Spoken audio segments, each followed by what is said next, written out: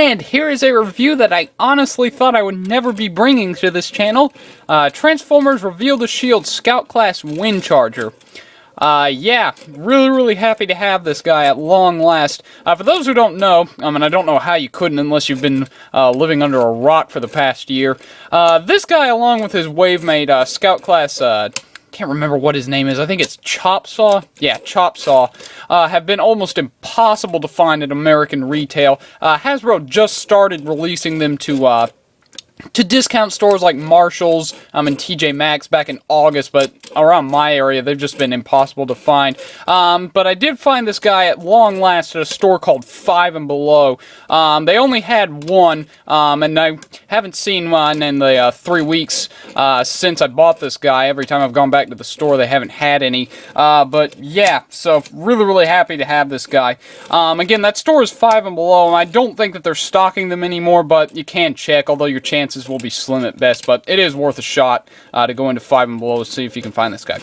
Anyway, really cool little car mode. I really like the way that it homages the G1 vehicle. I cannot for the life of me remember what type of vehicle Windcharger was based off of in the G1 cartoon. I think it was a Trans Am. I'm not entirely sure. I could be wrong on that, but I'm pretty sure it was a Trans Am. But regardless, it does pay a very nice homage to the G1 figure. Really cool. Not a whole lot to say about it in terms of features. It does roll fairly well, which is nice. The only complaint about it that I have, well, actually I have two, but the first and main one is that this back rib section, ribbed window section, it does not like to tab in very well, and I don't know what's wrong with that. I don't know if that's just a issue on mine, but on mine it just does not like to tab in together, which kind of sucks. I've got it tabbed in as best as it can, and it's really not that noticeable, but it is a minor nitpick. Also, you can kind of see that the grill on mine, you can't really see it too terribly well, but the grill on mine did have a couple of paint splotches here and there, which kind of sucks, but again, it was the only one there, so I figured I might as well just pick it up rather than just not buy it over a couple of paint splotches. But anyway, yeah, that's about it for vehicle mode. Overall, really nice. I like the vehicle mode on this guy. Transformation, like with most Scout Class figures, is simple. First off, you want to go ahead and untab his arms, like so. Then you want to go ahead and flip out his hands. Then go back here, split this whole section, and rotate it down, like so. These will form his legs.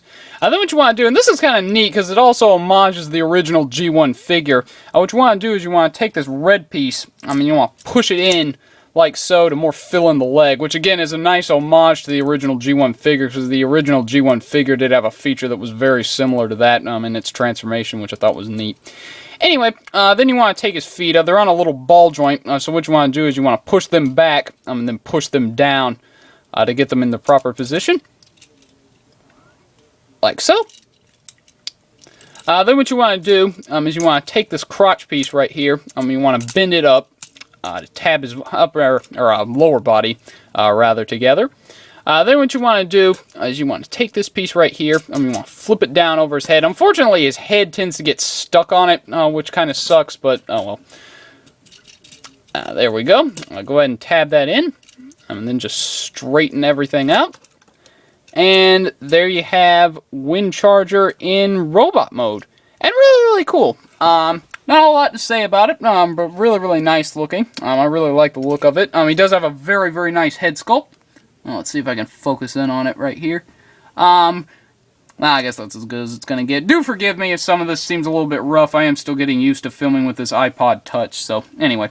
But a really nice little head sculpt, definitely based on the cartoon model rather than the original G1 Toys head, which was still a cool looking head, but I would rather have a cartoon accurate Windcharger head sculpt, but whatever. Also, he does not have any light piping, and unfortunately you can't see this because it's really nice, which is a shame. He does have painted in eyes, and there's really pretty blue color. I really like the color of blue that they chose for his eyes. I think it looks really cool.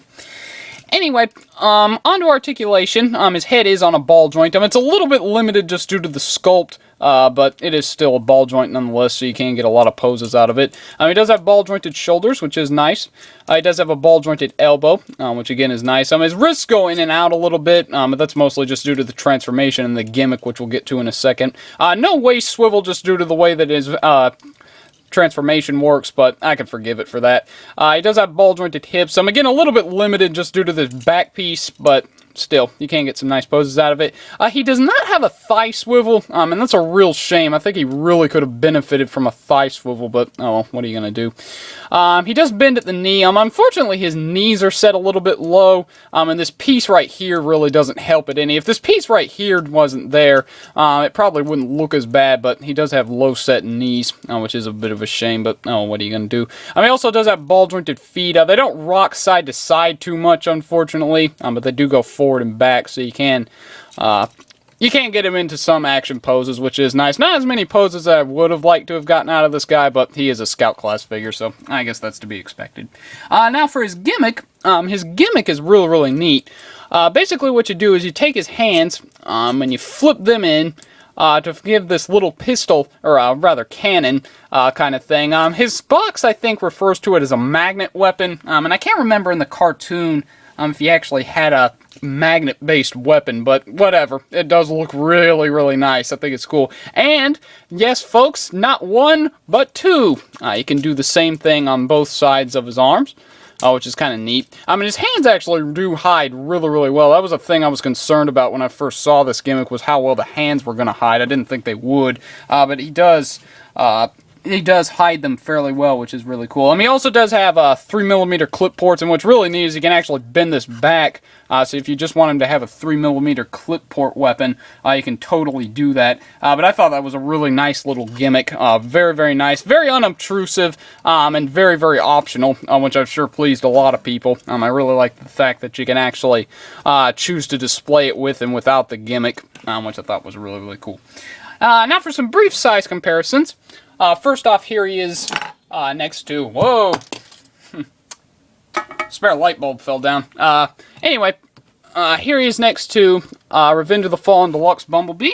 So you can see, he's about a standard Scout class size, which is to be expected. He's not really any bigger or any smaller than most Scout class figures.